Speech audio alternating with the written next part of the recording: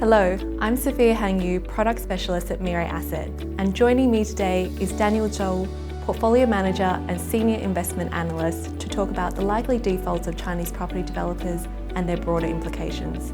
Welcome, Daniel. It's great to chat with you today. Thank you, Sophia. So, Daniel, we've been seeing a lot of headlines of Chinese property developers, in particular Evergrande, that are heading down the path of default. Do you think Evergrande's situation could cause a Lehman moment in China? We don't think this will be a Lehman moment.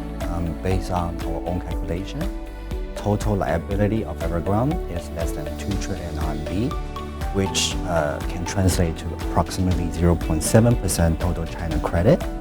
So therefore, for China financial system, the systematic risk is manageable. Right. And how do you think the government plans to potentially resolve this? Our base case scenario is that a restructuring of Evergrande is the likely outcome. The government has previously warned major lenders that Evergrande might not be able to meet some of the interest payment, which suggests to us that the government is laying the groundwork for a debt restructuring and stepping to facilitate an orderly wind down process. Having said that, given Evergrande's size, setup, obligation to the banks, home buyers, suppliers, investors, the restructuring process could be carried out over a prolonged period. Right, I guess we'll have to see how that plays out over the coming months then. Let's have a look at the broader macro view. The Chinese property sector contributes around 20% to the country's GDP, which is quite a sizable figure. What's your outlook on the property market, and how might tightening in this sector affect the overall economy? In near term, we do expect a continuous slowdown for the market, likely weak property sales and housing starts. As you point out, the property sector have an impact on other parts of the economy as well. For example, slowing property investment could have weighed on other upstream sectors. Negative water effect could dampen private consumption, and weak labor market within the property sector could negatively feed back into the consumption as well. I guess the risk here is that the housing slowdown could drag fourth quarter growth below the government's annual target growth rate. And we've already seen the economy slow down in the third quarter due to the housing slowdown as well as power shortages across China. When do you think we can expect to see some policy easing?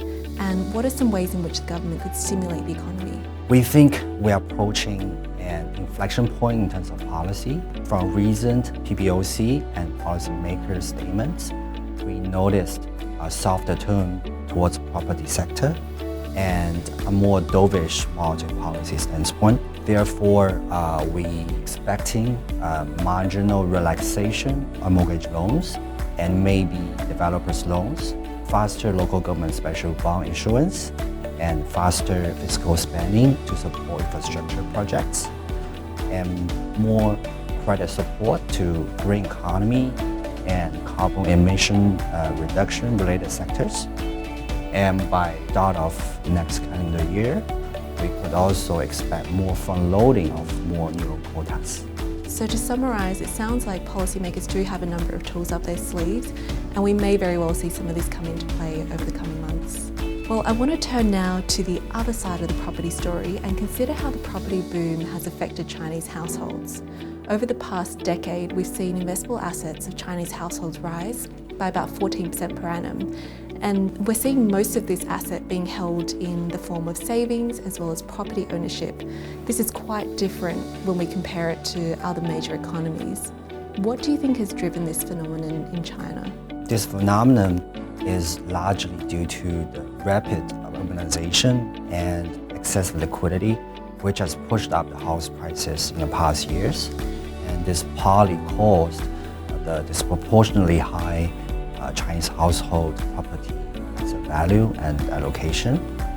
However, the Chinese government is promoting more direct finance driven growth model and less reliant on property investment. From the recent Evergrande saga, we can see the determination of the Chinese government to promote housing for living, not for speculation policy. So do you think we might expect to see household asset allocations to actually shift over time? Absolutely. As government continue to discourage property speculation, and as the Chinese households start to search for higher yield, we should expect a gradual shift from property and deposit heavy asset allocation to more allocation, for example, mutual funds, public funds, and other wealth management products. And what are some ways do you think that the industry could capitalize on this shift? We do see some trends here. For example, wealth managers such as banks start to transform from a product distribution focused model to more asset allocation driven model.